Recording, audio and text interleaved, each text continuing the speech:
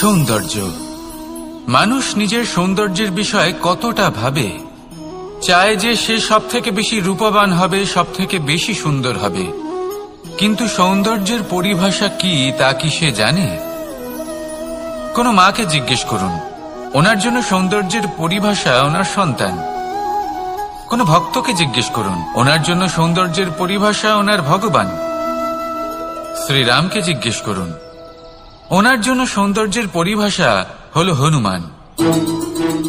ভাঙা হানু, ফুলে যাওয়া মুখ, দেখতে গেলে উনি বানর, লম্বা লেজ, এত নিরীহ যে ওনাকে অমূল্য মালা দিলে সেটা ছিঁড়ে তার ভেতরে শ্রীরামকে খুঁজছিলেন। কিন্তু ওনার ভাবনা কত সুন্দর। উনি এটা বিশ্বাস করেন যে সংসারের যতই মূল্যবান জিনিস দিয়ে এই মালা তৈরি করা হোক না কেন, যদি এর মধ্যে শ্রীরাম না থাকেন তাহলে এর মধ্যে কোনো অর্থ নেই। সৌন্দর্য রূপে নয়, ভাবনায় নিহিত থাকে। যদি আপনি সৌন্দর্য প্রাপ্ত করতে চান তাহলে তা কর্মে নিয়ে আসুন, ভাবনায় এবং বিচারে নিয়ে আসুন। এই সৌন্দর্য আপনার সাথেই থাকবে।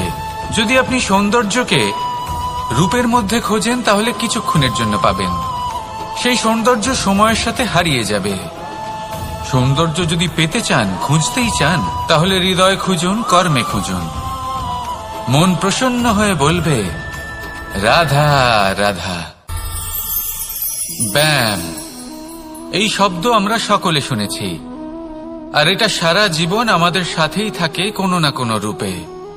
যখন আমরা জন্মগ্রহণ করি, চলতে শিখি, প্রথমে আমরা হামাগুড়ি দিয়ে চলি, পরে চলতে চেষ্টা করি কিন্তু পড়ে যাই।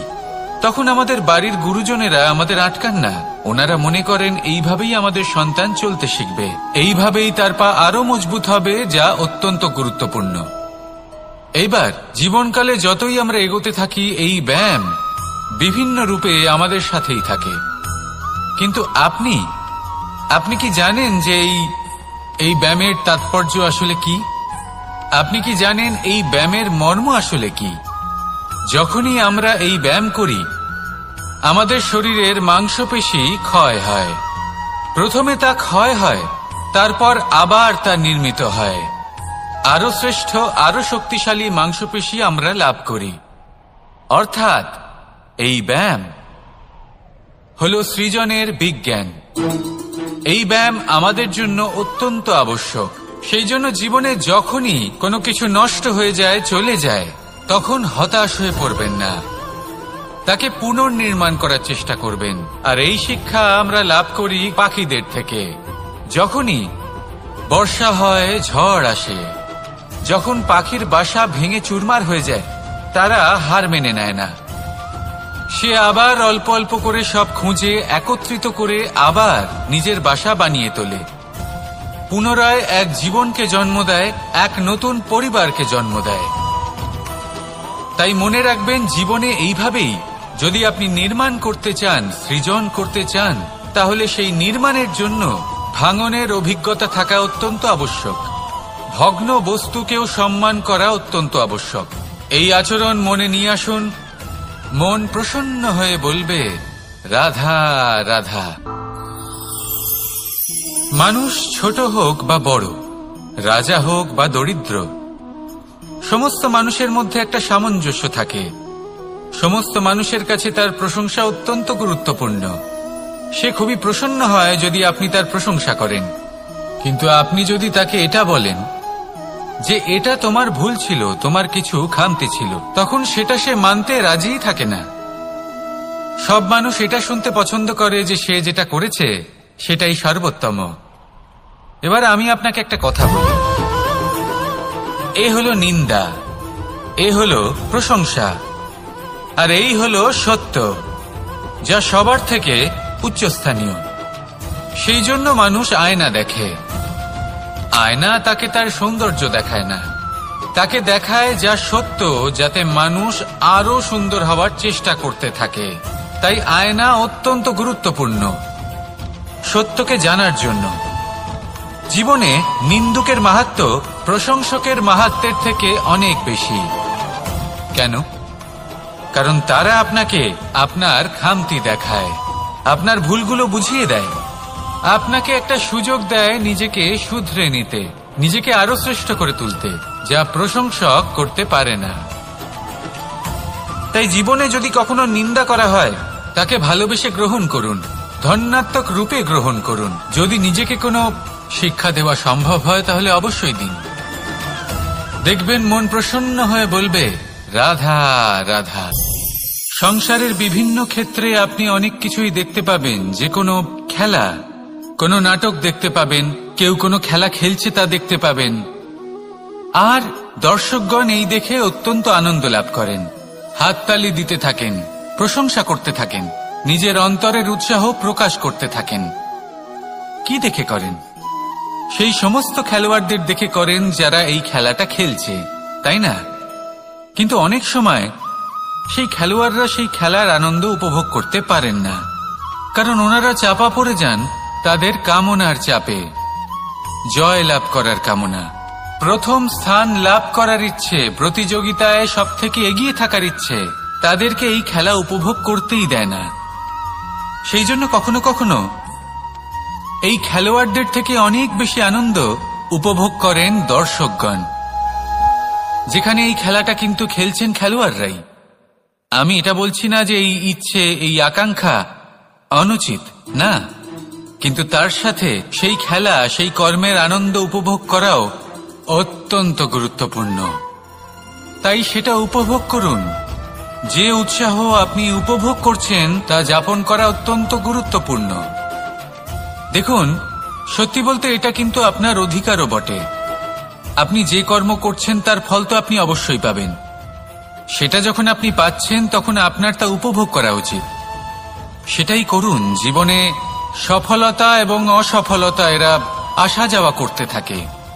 যখন সাফল্য আসবে তখন তা উপভোগ করুন, যখন অসফলতা আসবে তখন তার থেকে শিক্ষা লাভ করুন। সাফল্য আপনার কাছে আবার ফিরে আসবে। আর এই মন, আপনি তো জানেন, এই মন প্রসন্ন হয়ে বলবে, রাধা রাধা। ভোজন, এই সংসারে যেই হোক না কেন, কোনো মানুষ হোক, কোনো প্রাণী হোক, কোনো কীট হোক বা কোনো বনস্পতি হোক, প্রত্যেকের জন্য ভোজন অতি আবশ্যক। কারণ ভোজন থেকেই শক্তি পাওয়া যায়, আর সেই শক্তি দিয়েই সংসারের, আমাদের জীবনের সমস্ত কার্য করা যায়।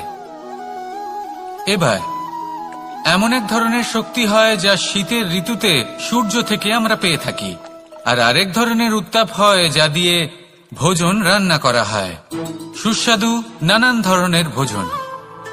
এবার অত্যন্ত গুরুত্বপূর্ণ হল যে ব্যক্তি সেই ভোজন বানাচ্ছেন তার মানসিক পরিস্থিতি, এবং সেই ব্যক্তি যিনি ভোজন গ্রহণ করছেন তার মানসিক অবস্থা।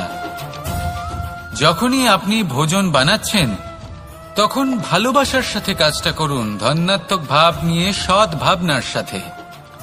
কারণ আপনার এই মানসিক স্থিতি শক্তির আকারে সেই খাদ্যের সাথে মিলে মিশে যায়। আর যখনই আপনি ভোজন গ্রহণ করছেন তখন সদ্ভাবনার সাথে, প্রসন্নতার সাথে গ্রহণ করুন, ধন্যাত্মক ভাব নিয়ে। যদি আপনি প্রসন্নতার সাথে রান্না করেন, প্রসন্নতার সাথে খাদ্য গ্রহণ করেন, তাহলে আপনি প্রসন্নই থাকবেন, আর মন সুপ্রসন্ন হয়েই বলবে, রাধা রাধা। কখনো কোনো চাতক পাখিকে দেখেছেন? কথায় আছে যে বছরে মাত্র একবার সে তার তৃষ্ণা মিটিয়ে থাকে, আর তাও আকাশে ভেসে থাকা মেঘের দ্বারা ঘটানো বৃষ্টির জলের ফোঁটা থেকে। আর কোথাও থেকে সে তার তৃষ্ণা পূরণ করে না।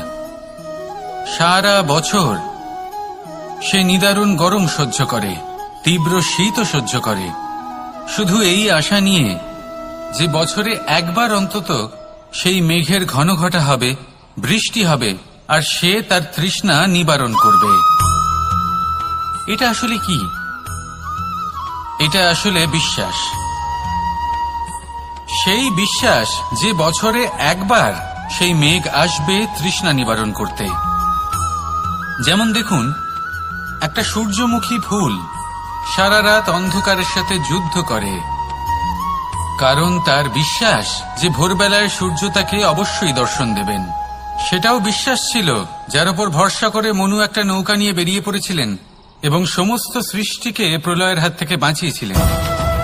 সেটাও ছিল ভালোবাসার প্রতি বিশ্বাস, যার উপর ভরসা করে বানর এবং ভাল্লুক সেনা নিয়ে শ্রীরাম আক্রমণ করেছিলেন, সমস্ত বরদানপ্রাপ্ত অসুরগণ এবং রাক্ষসগণের লঙ্কায় এবং জয় লাভ করেছিলেন। এই বিশ্বাসই হল এই বিশ্বের আশা। বিশ্বাস রাখুন যে আপনি হলেন সর্বশ্রেষ্ঠ এবং শুধুই নিজের কর্ম করতে থাকুন। এই বিশ্বাসের আশাই আপনাকে প্রতি মুহূর্তে বল প্রদান করবে। এ হলো আমার বিশ্বাস। আসুন আর আমার সাথে ভালোবেসে বলুন, রাধা রাধা। গুরু, যিনি পথ দেখান, আমাদের জীবনে অত্যন্ত গুরুত্বপূর্ণ, অত্যন্ত আবশ্যক। কিন্তু কিছু মানুষ মনে করেন যে গুরুর কোনো প্রয়োজন নেই, কারণ এই সমগ্র জ্ঞান মানুষের অন্তরেই নিহিত রয়েছে। এবার প্রশ্ন এটাই, যদি সমস্ত জ্ঞান মানুষের অন্তরে নিহিত থাকে তাহলে গুরুর কি প্রয়োজন? আর যারা আজ পর্যন্ত গুরুকে মেনে এসেছেন তারা কি অনুচিত করেছেন? এর উত্তর আমি আপনাকে দেব একটা উদাহরণ দ্বারা। একটা কাঠ যা জ্বলনশীল, জ্বলনের ঊর্জা তার অন্তরে নিহিত রয়েছে, কিন্তু তার জ্বলনের জন্য বাইরে থেকে একটা অনুঘটকের প্রয়োজন হয়। এই অনুঘটকই হলেন আপনার গুরু। উত্তাপ যা একটা কাঠকে জ্বালাতে পারে, সেই উত্তাপ হল গুরুর প্রচেষ্টা। যদি সেই গুরুই না থাকে, তার প্রচেষ্টাই না থাকে, তাহলে সেই সমস্ত জ্ঞান যা মানুষের অন্তরে নিহিত তা ব্যর্থ হয়ে যাবে। যদি আপনার সাথে আপনার গুরু থাকেন, আপনার পথ প্রদর্শন করেন, আপনার অন্তরের জ্ঞানকে বাইরে নিয়ে আসতে পারেন, তাহলে তাকে সম্মান করুন আর আমার সাথে ভালোবেসে বলুন, রাধা রাধা। মানুষ যখন কোনো শক্তি লাভ করে তখন সে নিজেকে বলশালী মনে করে। শক্তি লাভ করলেই তার মধ্যে অহংকার চলে আসে, অভিমান চলে আসে। তার কারণ হলো সে একটা সহজ কথা বুঝতেই পারে না। এই সব যা হচ্ছে সময়ের জন্য হচ্ছে। সময়ের থেকে বেশি বলশালী আর কেউ নেই। এই সময়ের জন্যই রাবণ ভক্তি দ্বারা কৈলাস পর্বত তুলে নিয়েছিলেন। আবার সেই সময়ের জন্যই, সেই কারণেই রাবণকে বধ হতে হলো। তার সাথে সাথে রাক্ষস কুলও ধ্বংস হয়েছিল এবং লঙ্কাও ভস্ম হয়ে গেছিল। দেখতে গেলে জন্ম থেকে মৃত্যু পর্যন্ত এই যে সময়, সেটাই হলো জীবন। কিন্তু তার মধ্যেও যা সময় আসে কোনো কারণেই আসে। সেই সময় আমরা যাপন করে কিছু শিখতে পারি। তাই আজ যে সময় আপনার হাতের কাছে আছে তাকে মুষ্টিবদ্ধ করে রাখুন, তাকে সামলে রাখুন, তাকে সংযত করে রাখুন, অনুভব করুন, তার থেকে কিছু শিখুন, তাকে কোনোভাবেই ব্যর্থ হতে দেবেন না। আর এটা জেনে রাখুন যে ভবিষ্যতে যা কিছু হতে পারে, যা কিছু হতে চলেছে, সেটা না আপনি জানেন আর না তা আপনার বশে রয়েছে। সেই জন্য আজ অহংকার বা অভিমান করে নিজের ভবিষ্যতের ক্ষতি করবেন না, সেই অনর্থ ঘটাবেন না। এটাই হলো সময়ের অর্থ। আসুন আমার সাথে ভালোবেসে বলুন, রাধা রাধা। পরিকল্পনা অত্যন্ত গুরুত্বপূর্ণ, এটা আমাদের জীবনে অত্যন্ত আবশ্যক, এটা আমাদের জীবনে। কিন্তু এই পরিকল্পনা ঠিক কতটা হওয়া উচিত, অর্থাৎ এই পরিকল্পনার সম্পর্কে কতটা চিন্তা করা উচিত, কতটা ভবিষ্যতের বিষয়ে চিন্তা করা উচিত। এবার দূরদর্শিতা অত্যন্ত বিশিষ্ট গুণ মানব জীবনে, কিন্তু দূরদর্শিতায় এতটাও মগ্ন হওয়া উচিত নয় যে কাছের জিনিসগুলোই নজরে না পড়ে। আজকের কথা বাদ দিয়ে শুধুই ভবিষ্যৎ নিয়ে চিন্তা করা অনুচিত। এবার দেখুন, পরিকল্পনা করুন, কিন্তু তার থেকে বেশি উপভোগ করুন। এই মুহূর্ত সম্পর্কে অবগত নয়, কিন্তু ভবিষ্যতের কথা আমরা চিন্তা করতে থাকি। আমি এটা অনুভব করতে চাই, ওইটা অনুভব করতে চাই, ওই আনন্দ প্রাপ্ত করতে চাই। এটা অনুচিত। পরিকল্পনা করুন, সংযত করুন, কিন্তু আজকে, বর্তমানকে, এই মুহূর্তকে, জীবনের বাস্তবিক আনন্দ এটা, আর জীবনযাপনের সব থেকে শ্রেষ্ঠ পথও এটা। আসুন আমার সাথে ভালোবেসে বলুন, রাধা রাধা।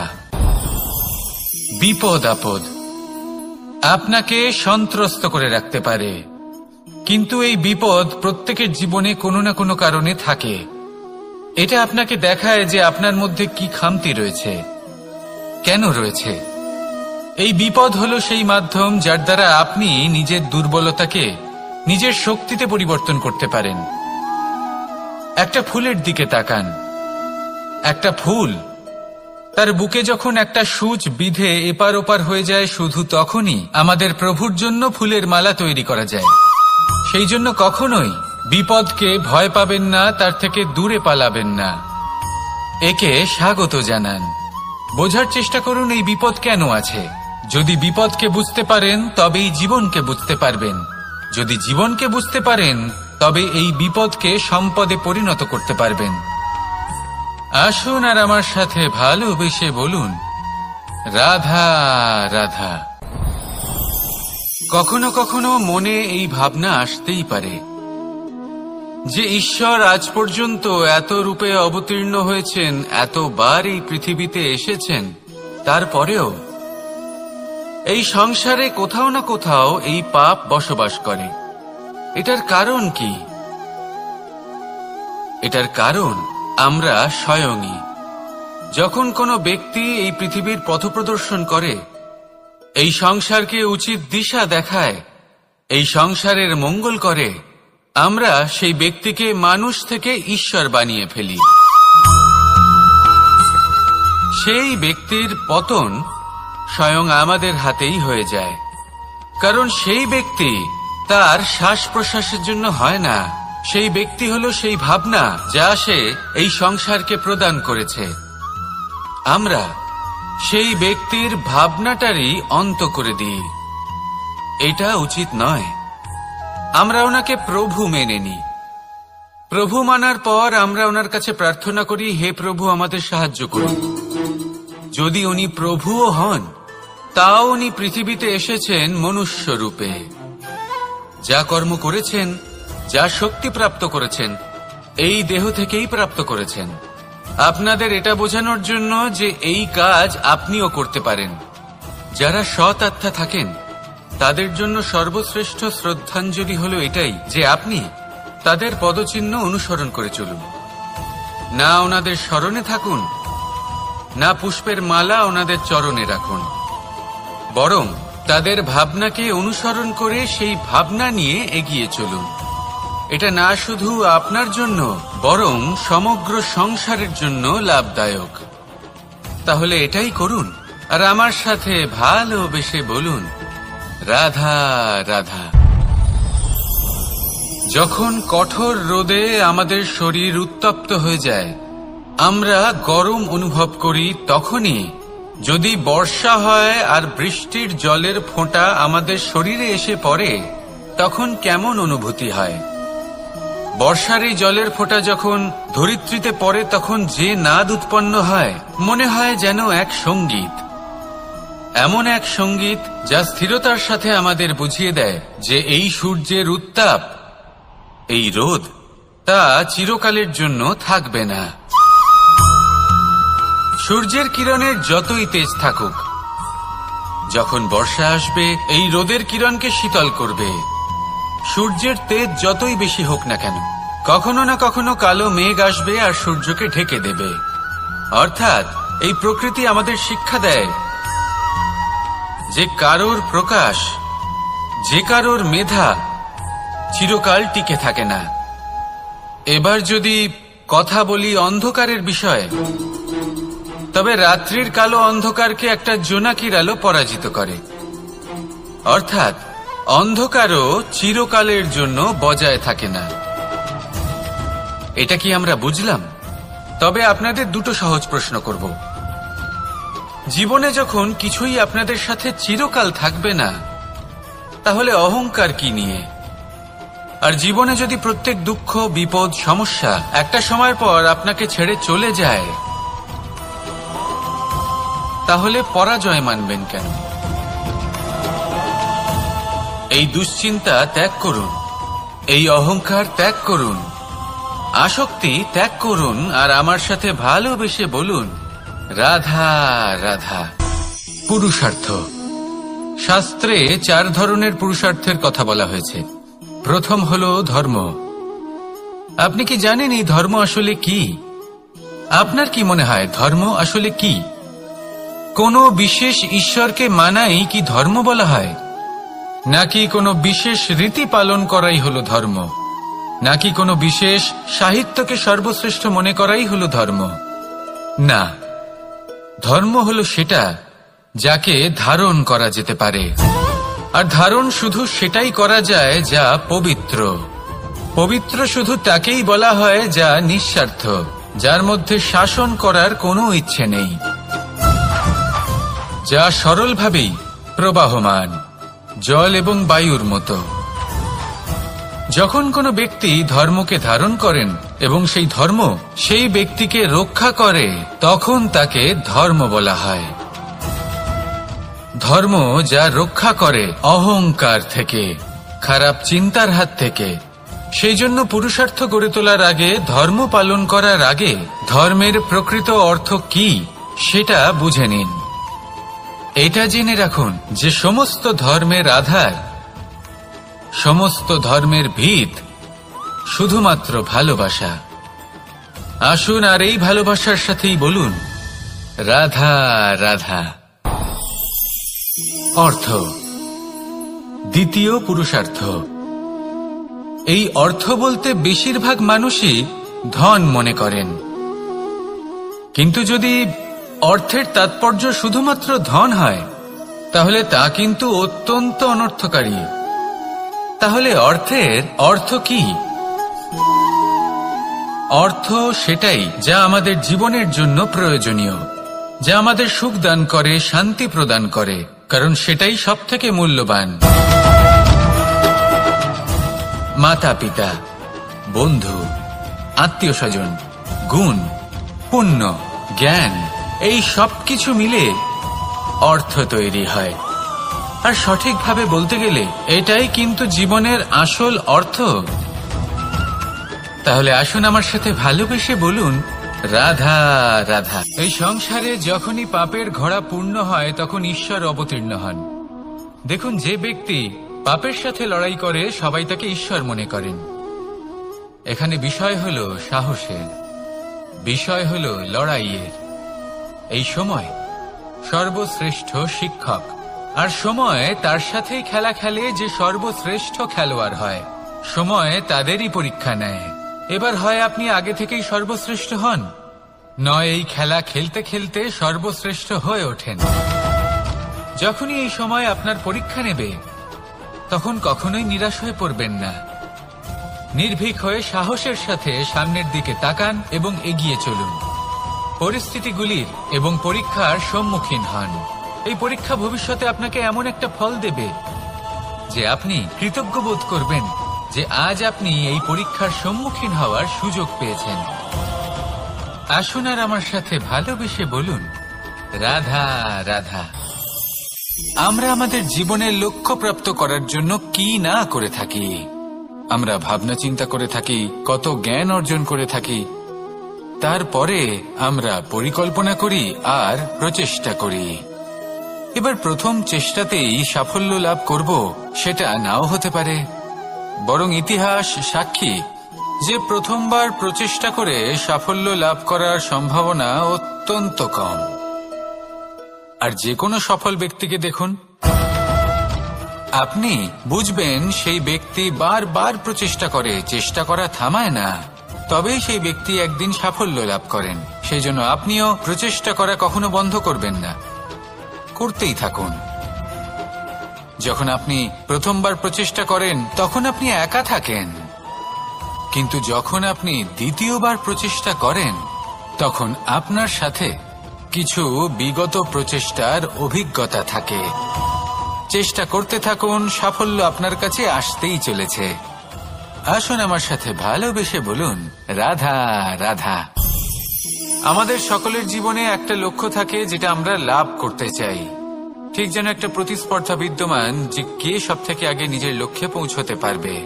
আর সেই জন্য আমরা সকলেই খুব তাড়াতাড়ি এগোতে চেষ্টা করি, বড় এবং দীর্ঘ পদক্ষেপ ফেলি যাতে তাড়াতাড়ি নিজের লক্ষ্যে পৌঁছতে পারি। কিন্তু এক অত্যন্ত গুরুত্বপূর্ণ বিষয় আছে। সবসময় লক্ষ্য সামনে থাকবে না, কখনো কখনো তা খুঁজতে হয়। এই যাত্রা খুব কঠিন হতে পারে, আর ঠিক এই কারণেই সবসময় দ্রুত গতিতে চলা বা তাড়াতাড়ি পথে চলা সেটা আবশ্যক নয়। তার থেকেও বেশি গুরুত্বপূর্ণ হলো ভেবেচিন্তে তারপর পথ চলা। যদি ভেবেচিন্তে পদক্ষেপ ফেলেন, চলতে পারেন, তাহলে সেটাই সর্বশ্রেষ্ঠ পদক্ষেপ। কখন কোন দিকে যেতে হবে, কখন কোথায় দিক পাল্টানো যাবে না, কখন গতি বেশি রাখতে হবে, কখন কম, কখন থামবো, কখন চলবো, এই সব কিছুর বিষয়ে জ্ঞান অত্যন্ত গুরুত্বপূর্ণ এবং ভেবে চিন্তে চলতেই হবে। সেই জন্য শুধু তীব্র গতিতে সামনে এগোলে চলবে না, ভাবনা চিন্তা করে এগোতে হবে। আসুন আমার সাথে ভালোবেসে বলুন, রাধা রাধা। মানুষ বলে থাকেন যে জীবনে সময়ের পূর্বে এবং ভাগ্যের থেকে বেশি কিছুই পাওয়া যায় না। এটা যার যার নিজের বক্তব্য। আমি বলবো এই সময় আসলে কি? এই সময় হলো যাতে যুগ যুগান্তর নিহিত আছে, যার মধ্যে দিন আছে, মাস আছে, বছর আছে, ঠিক কিনা? বাস্তবে আপনার কাছে সময় কতটা আছে যা আপনি সদ্ব্যবহার করতে পারেন? তখন থেকে আছে যখন থেকে আপনি নিজেকে বুঝতে শুরু করেন। ততক্ষণ আছে যতক্ষণ না আপনি এই সংসার ছেড়ে চলে যাচ্ছেন। শুধু এটুকু সময় আছে আপনার কাছে। আর যদি ভাগ্যের কথা বলা হয়, তাহলে ভাগ্য হলো সেই পরিস্থিতি যখন মানুষ নিজেকে সময়ের হাতে সমর্পণ করে দেন, তাকে ভাগ্য বলে। অর্থাৎ আপনি জীবনে পরিশ্রম করেছেন, বিপদের সম্মুখীন হয়েছেন, সামনে এগিয়ে গেছেন, কোথাও পৌঁছে গেছেন, এবং তখন আপনার মনে হলো যে ব্যাস এখানেই থেমে যাওয়া উচিত। তাহলে সেটাই হবে আপনার ভাগ্য। যদি ভাগ্যের কথা বলা হয়, তাহলে বলবো সত্যবানের ভাগ্যে মৃত্যু লেখা ছিল, কিন্তু সাবিত্রীর কর্ম তাকে পুনর্জীবিত করে তুলেছিল। অর্থাৎ এই ভাগ্য বদল করা সম্ভব কর্ম এবং পরিশ্রমের দ্বারা। ভেবে দেখুন, রাবণ মাতা সীতাকে হরণ করেছিল। যদি শ্রীরাম সেটাকে ভাগ্য বলে মেনে নিতেন, তাহলে কখনো ভাগ্য বিধাতা হয়ে উঠতে পারতেন না। ভাগ্য হলো একটা বাঁধন যেটাকে ভেঙে ফেলা খুব প্রয়োজনীয়। নিজের লক্ষ্যের কাছে পৌঁছতে হবে। হতেই পারে এই লক্ষ্য হলো পরমাত্মার কাছে পৌঁছে যাওয়া। আপনি যদি পরমাত্মার কাছে পৌঁছতে নাও পারেন, তাও সেই পথে কিছুটা অগ্রসর হতে পারছেন, তাই না? তাহলে ভাগ্যের এই বাঁধন ভেঙে ফেলুন, নিজের কর্মের দ্বারা নিজের প্রারব্ধ গড়ে তুলুন এবং আমার সাথে ভালোবেসে বলুন, রাধা রাধা। এটা কোনো এক সময়ের কথা। একটি শেয়াল ভুলবশত একটি নগরীতে প্রবেশ করে এবং সে সেখানে হঠাৎ ধোপাদের পাড়ায় প্রবেশ করে। নীল রঙগোলা জলে পড়ে যায়। কোনো ক্রমে পালিয়ে পালিয়ে আবার সে বনে ফিরে আসে। অন্য সব প্রাণীরা ওকে দেখে আর ভয়ভীত হয়ে পড়ে। তখন সেই শেয়াল ফন্দি এঁটে সবাইকে বলল যে আমি হলাম দেবদূত আর তোমাদের সকলকে রক্ষা করতে এসেছি। সবাই ওর কথা মেনেও নিল। প্রত্যেক দিন ওকে ধনধান্য খাবার এইসব প্রদান করতে লাগলো। তারপরে এমন একটি রাত এলো যেদিন দূরে কোথাও কিছু শেয়ালের দল তাকে ডাকতে শুরু করলো। আর তখন এই শেয়াল নিজেকে আটকেই রাখতে পারল না। সেও ঠিক শেয়ালের মতোই ডাকতে শুরু করলো। সকলে সেটা শুনতেও পেলেন এবং সকলে এটা বুঝতেও পেরে গেলেন যে এ হলো একটা ভণ্ড। সেই জন্য জীবনে কখনো ছলনা করবেন না। তাকে আপনি যতই লুকোনোর চেষ্টা করুন না কেন, সেটা অবশ্যই একদিন সামনে চলে আসবে। আর তার থেকেও বড় শিক্ষা হলো এটা যে কারোর জীবনে সম্পত্তি, ধন ধান্য এসব চলে আসাতে তার বুদ্ধির বৃদ্ধি ঘটে না, তার ব্যবহার শুভ হয় না। এটা তখন হয় যখন সেই ব্যক্তি সেটা নিজে পেতে চায়, তার জন্য ভাবনা চিন্তা করে, কর্ম করতে থাকে। আর যখন একজন ব্যক্তি নিজের বুদ্ধি এবং ব্যবহার উন্নত এবং শ্রেষ্ঠ করে তুলতে পারেন, তখন তিনি নির্ধন হয়েও ধন অর্জন করতে পারেন। ঠিক পদ্মফুলের মতো। একটি পদ্মফুল কিন্তু জন্ম নেয় পাকের মধ্যে। তারপরেও এই পদ্মফুল দেবতাদের প্রসাধনের অঙ্গ হয়ে ওঠে। আসুন আর আমার সাথে ভালোবেসে বলুন, রাধা রাধা। দিশা আমাদের পথ প্রদর্শন করে, আর আমরা এই দিশার মধ্যেও পবিত্র অপবিত্র, শুভ অশুভ জিনিস খুঁজে পাই। কিন্তু প্রশ্ন হলো এটাই যে সত্যি কি এই দিশা পবিত্র বা অপবিত্র হয়, শুভ বা অশুভ হয়? সত্যি কথা বলতে দিশা শুধুই একটা দিক মাত্র, কিন্তু সেই দিকে যে ব্যক্তি থাকেন তার কর্ম হয় শুভ হয় নয় অশুভ হয়।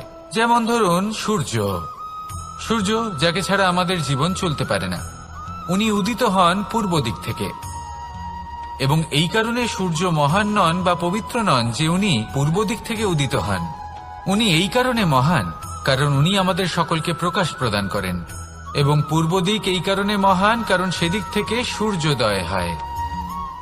এবার সূর্যাস্ত হয়ে থাকে পশ্চিম দিক থেকে, আর তাই বেশিরভাগ মানুষ পশ্চিমকে অশুভ মনে করেন, অপবিত্র মনে করেন। সেখানেই যদি আমি উত্তর এবং দক্ষিণের কথা বলি তাহলেও সেই একই ব্যাপার। উত্তর দিকে যদি আমরা কখনো যাত্রা করতে চাই তাহলে আমরা নিঃসংকোচে কোনো ভাবনা চিন্তা ছাড়াই যাত্রা করতে পারি। সেখানেই দক্ষিণ দিকে যদি আমরা যাত্রা করতে চাই তাহলে আমরা শুভ মুহূর্ত খুঁজি। কারণটা কি? কারণ উত্তর দিকে হিমালয় পর্বত আছে, যেখানে আমরা জড়িবুটি খুঁজে পাই, যেখান থেকে পবিত্র নদী প্রবাহিত হয়। সেখানেই দক্ষিণ দিকে আছে বিশাল নোনা জলের সাগর। এমন একটা স্থানও আছে যেখানে লঙ্কাপতি রাবণ থাকতেন। আর হয়তো এই সকল কর্মের কারণেই আমাদের দৃষ্টিভঙ্গি এমন হয়ে গেছে। তাই আপনার কর্ম সবসময় যথাসম্ভব শ্রেষ্ঠ রাখুন, কারণ আপনার কর্ম শুধু আপনার জন্যই নয়। আপনি যেখানে আছেন, আপনার কুল, আপনার স্থান, আপনার দিশা, এই সবকিছুর ওপর তার প্রভাব পড়বে। তাই সবসময় শুভ কর্ম করুন এবং আমার সাথে ভালোবেসে বলুন রাধা রাধা। প্রকৃতি, নিয়তি কখনোই কারোর সাথে পক্ষপাত করে না, প্রত্যেককে জীবনদান দেয়, সমান সুযোগ প্রদান করে। এটা সেই ব্যক্তির উপরে নির্ভর করে যে সে কিভাবে তার থেকে লাভবান হয়ে উঠবে। তার নির্বাচনের উপর নির্ভর করে, তার দৃষ্টিভঙ্গির উপর নির্ভর করে যে সে কতটা ধনাত্মক বা কতটা নেতিবাচক। দুই ধরনের মানুষ হন। এমন কিছু মানুষ হন যারা প্রত্যেক পরিস্থিতি, প্রত্যেক সমস্যা এবং বিপদে সুযোগ খুঁজে বের করেন। আর কিছু এমন মানুষ রয়েছেন যারা যে কোনো সুযোগে কোথাও না কোথাও থেকে একটা সমস্যা খুঁজে বের করেন। এবার আপনি কি চান? আপনি সুযোগ চান, তাহলে সুযোগ পাবেন। আপনি সমস্যা পেতে চান, সমস্যা তো আপনি চাইলেই খুঁজে পাবেন। চয়ন আপনারই যে আপনি কতটা ধনাত্মক থাকতে চান, কতটা নেতিবাচক থাকতে চান। ধনাত্মক থাকুন, জীবনে সবকিছু সম্ভব হবে। আসুন আর আমার সাথে ভালোবেসে বলুন রাধা রাধা। যখনই আমরা কথা বলি জলরাশির বিষয়ে, যখন আমরা তুলনা করি, তখন আমাদের খুব ভালো লাগে মিষ্টি সরোবর, পুকুর, নদী, আর আমরা অপেক্ষা করে থাকি সাগরের জন্য, সমুদ্রের জন্য। কেন করি? কারণ এই সাগর, এই সমুদ্র, এ হলো অত্যন্ত বিশাল আর ভয়ানক। এর জলও কিন্তু নোনতা, যা আমরা পান করতে পারি না। কখনো ভেবে দেখেছেন এই সমুদ্রের অন্তরে এই নোনতা জল, এই নোনতা ভাব, এটা আসে কোত্থেকে? এই যে সমুদ্র, যে প্রবাহমান নদীর থেকে যে খনিজ নির্গত হয়, তার ভান্ডার হলো এটা। সেই খনিজকে নিজের অন্তরে গ্রহণ করে, সেই নোনতা ভাব নিজের মধ্যে সমাহিত করে, আর তারপর সেই নোনতা জল বাষ্পে পরিণত হয়ে ওপরে উঠে যায়, যা মেঘ হয়ে আপনার ওপর মিষ্টি বৃষ্টি হয়ে ঝরে পড়ে। এ হলো সমুদ্রের ত্যাগ, যার জন্য আপনি মিষ্টি জল পান করতে পারছেন, সে নদী থেকেই হোক বা সরোবর থেকে। সেই জন্যই হয়তো সাগর হলো এত মহান, হয়তো সেই জন্যই রত্ন সাগরে পাওয়া যায়। তাই মনে রাখবেন, ক্ষমতা তারই হয় যে ত্যাগ করতে জানে, কোনো বিষকে নিজের মধ্যে ধারণ করে নিতে জানে। তাহলে আপনিও এটাই করুন, এতটাই শক্তিশালী হয়ে উঠুন, আর আমার সাথে ভালোবেসে বলুন রাধা রাধা। রাজ্য, শাসন, সাম্রাজ্য, সংস্থাপনা, এগুলিকে সফল কখন বলা যেতে পারে? কোন বুদ্ধিজীবী বলেন তখন যখন চারিদিকে শান্তি থাকে, কারোর মনে কোনো প্রশ্ন থাকবে না, শঙ্কা থাকবে না। কিন্তু আমার মনে হয় এটা অনুচিত।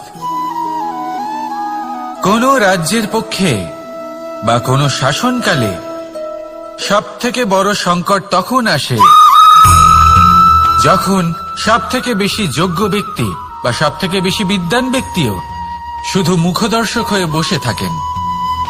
মনে প্রশ্ন আসতে থাকে কিন্তু জিজ্ঞেস করেন না, শঙ্কা উৎপন্ন হয় কিন্তু ব্যক্ত করতে পারেন না। এটা খুবই অনুচিত। এই যে প্রশ্ন, তা আসা খুব ভালো। এই প্রশ্ন অকারণে আসে না, কোনো সমস্যার কারণেই আসে। এই প্রশ্নের দ্বারা আপনি সেই সমস্যাগুলি দেখতে পাবেন যাতে আপনি এতদিন অনভিজ্ঞ ছিলেন। আর যত প্রশ্নের নিবারণ আপনি করবেন ততই আপনার রাজ্য, আপনার শাসন আরো শ্রেষ্ঠ হয়ে উঠবে। এই প্রশ্ন, এই শঙ্কা, এগুলো আপনাকে সমাধানের চূড়াতে অবশ্যই নিয়ে যাবে। সেই জন্য না প্রশ্ন করা অনুচিত, আর না শঙ্কা ব্যক্ত করা অনুচিত, আর না তিনি মূর্খ যিনি প্রশ্ন করেন, শঙ্কা ব্যক্ত করেন। তাই এনাদের কখনো দূরে করে দেবেন না, এনাদের নিজস্ব মতামত রাখতে দিন। যখন সবাই মিলে একমত হবেন তখন নিশ্চিত রূপে বলা যায় যে এই রাজ্য, এই শাসন, এই সংস্থাপনা সাফল্যের শিখরে রয়েছে। তাহলে আসুন আর আমার সাথে ভালোবেসে বলুন, রাধা রাধা। কোনো প্রাণী, মানুষ অত্যন্ত চঞ্চল হয়, একদম জলের মতো। জলও অত্যন্ত চঞ্চল, অত্যন্ত উৎসুক। জল সবসময় উৎসুক হয়ে থাকে আকাশের কাছে যাবার জন্য। সেই জন্য সে নিজেকে জ্বালায়, বাষ্প হয়, আর আকাশে পৌঁছে মেঘে সমাহিত হয়ে যায়। তারপর সেই জল উৎসাহিত হয়ে থাকে যে ও কবে বৃষ্টির ধারা হয়ে মাটিতে ঝরে পড়বে। প্রখর বায়ুর বেগ সহ্য করে, তারপর মাটিতে ঝরে পড়ে। এটা জল কিভাবে করতে পারে? তার উত্তর হলো এটাই যে জল যাত্রার উদ্দেশ্য আর মাহাত্ম্য বুঝতে পারে। আর সত্যি বলতে এই যাত্রা কিন্তু অত্যন্ত গুরুত্বপূর্ণ। দুর্ভাগ্যজনক বিষয় হলো এটাই যে মানুষ তার নিজেরও একটা যাত্রা থাকে, কিন্তু সে তার মাহাত্ম্য, তার উদ্দেশ্য বুঝতেই পারে না। সে শুধু ব্যস্ত হয়ে থাকে লক্ষ্য প্রাপ্তির দিকে। কিন্তু জীবনের যে আসল সুখ রয়েছে তা এই যাত্রার মধ্যেই লুকিয়ে রয়েছে। সেই জন্য এই যাত্রা যাপন করতে শিখে নিন, এর আনন্দ উপভোগ করতে শিখে নিন। কারণ যে ব্যক্তি এই যাত্রায় আনন্দ নিতে শিখে যান, আনন্দ উপভোগ করতে শিখে যান, সে নিজের লক্ষ্যে নিশ্চিত রূপে পৌঁছে যান। তাই নিজের এই যাত্রার প্রত্যেক মুহূর্ত উপভোগ করতে থাকুন আর এই আনন্দ সহকারে বলুন, রাধা রাধা। বৃষ্টির ফোঁটা কত ছোট, কিন্তু সাগর কত বড়। হিমখণ্ড কত ছোট, হিমালয় কত বড়। কত পার্থক্য আছে দেখুন। দশরথ পুত্র রাম আর শ্রীরাম। দেখুন, একটা ফোঁটা একসাথে মিলিত হয়ে তখন এই বিশাল সাগর তৈরি হয়। সকল হিমখণ্ড যখন একসাথে মিলিত হয় তখন এই বিশাল মহান হিমালয় গঠিত হয়। সেইভাবেই একটা ছোট্ট বনবাস দিয়ে শুরু হয়েছিল একটা যাত্রা, রাম থেকে শ্রীরাম হবার পথে, মর্যাদা পুরুষোত্তম হবার জন্য।